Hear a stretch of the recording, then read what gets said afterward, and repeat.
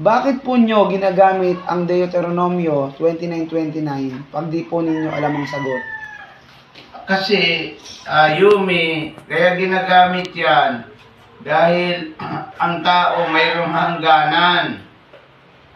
Mayroon hangganan ng kaisipan. Ang Diyos ay walang hangganan. Kaya mayroon mga bagay na pang Diyos lamang. Halimbawa, sabihin mo, ilan ang Espiritu ng Diyos?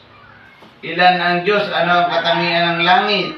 Ay maganda ang langit at may mga batong unisko, may gintong perlas ang lalakaran. Pero ang sabi ng Biblia, ang kabuuan, ang Diyos lamang ang nakakaalam. Kaya sinasabi natin sa Deuteronomio 29:29 na may mga bagay na Diyos lamang ang nakakaalam. Naintindihan mo, Yumi? O sana naintindihan mo na kapag halimbawa, bakit ka nilikha ng Diyos?